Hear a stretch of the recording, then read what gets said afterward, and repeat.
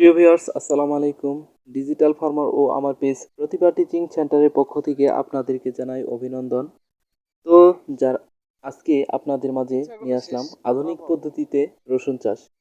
এই এই ভিডিওতে আমরা আলোচনা করব রসুন চাষের উপযুক্ত সময়, জমি তৈরি, জমি নির্বাচন, জাত নির্বাচন এবং এক একর জমিতে কতটুকু সার প্রয়োজন, কিভাবে সারগুলো ব্যবহার করবেন,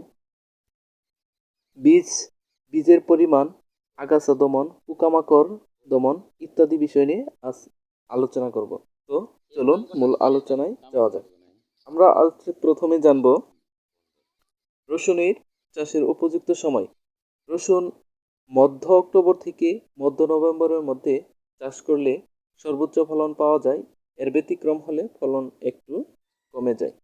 জমি তৈরি, আমরা জমি উঁচু জাতের জমি নির্বাচন করব যেখানে পানি নিষ্কাশন ব্যবস্থা ভালো আছে। উর্বর দোআঁশ মাটি নির্বাচন করব। জমি তৈরির জন্য 5 থেকে 6টি চাষ দেব। চাষ দিয়ে মাটিগুলো জোরজোর করে নেব। এরপর জমিতে বেড তৈরি করব। বেডগুলো আমরা প্রতিটি বেডের মাঝে 50 সেন্টিমিটার প্রশস্ত একটি নালা রাখবো, যে পরবর্তীতে এই নালাগুলো আমরা সেচের জন্য সুবিধা হবে। এরপর আমরা জাত নির্বাচন করব। বাড়ি 1 এবং কি বাড়ি 2 এই জাতগুলো সর্বোচ্চ ফলন দেয়। এছাড়াও স্থানীয় কৃষক পর্যায়ে ভালো বীজ থাকলে আমরা সেগুলো নিয়ে রোপণ করতে পারি। তো আমরা জমি তৈরির জন্য সেচ চাষে আমরা ব্যবহার করব যে পরিমাণ 1 একর জমিতে যে পরিমাণ সার দিব তা হলো গোবর 3 ton, urea 105 kg, DAP 75 kg, MOP 120 kg, gypsum 50 kg, zinc 5 kg, boron 5 kg. আমরা তবে এই সারগুলো আমরা সেচ চাষে ব্যবহার করব। তবে এখানে একটু ব্যতিক্রম হচ্ছে ইউরিয়া ও এমওপি অর্ধেক ব্যবহার করব আর বাকি অর্ধেক রেখে দিব রসুন রোপণের 25 দিন বয়সে। বাকি অর্ধেকের 2 ভাগ করে 1 ভাগ উপরে প্রয়োগ করব আর বাকি যা থাকবে সেগুলো আমরা 50 দিন বয়সে উপরেই প্রয়োগ করব। এই হলো সার ব্যবস্থাপনা। আপনাদের যাদের বুঝতে সমস্যা হবে অবশ্যই আমাকে কমেন্টস করবেন, আমি উত্তর দেওয়ার চেষ্টা করব ইনশাল্লাহ। তো ভিউয়ার্স, এখন আমরা 1 একর জমিতে আমরা 120 থেকে 160 কেজি বীজ রসুন সংগ্রহ করব।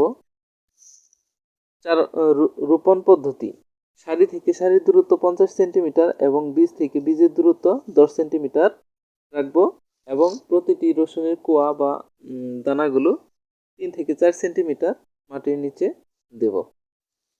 আগাছা আমরা প্রয়োজন মতো পর্যাপ্ত নিড়ানি দেব।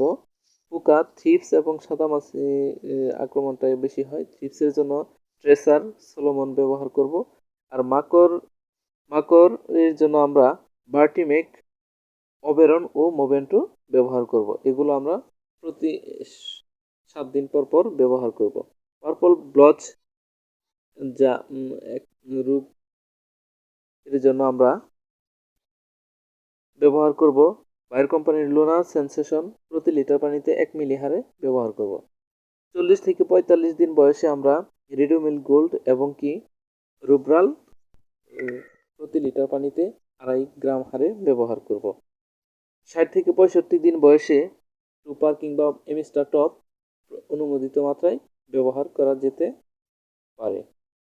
তো ভিউয়ার্স, আজ আর কথা না বাড়িয়ে আমরা এখানেই শেষ করছি। যারা এখনও আমার চ্যানেলটি সাবস্ক্রাইব করেনি, আমার এই ভিডিও যদি আপনাদের সামান্য উপকারে আসে অবশ্যই সাবস্ক্রাইব করবেন। তো ভিউয়ার্স, আজ আর কথা না বাড়িয়ে এখানেই শেষ করছি। আল্লাহ হাফেজ। সবাই ভালো থাকবেন, সুস্থ থাকবেন এই কামনায়।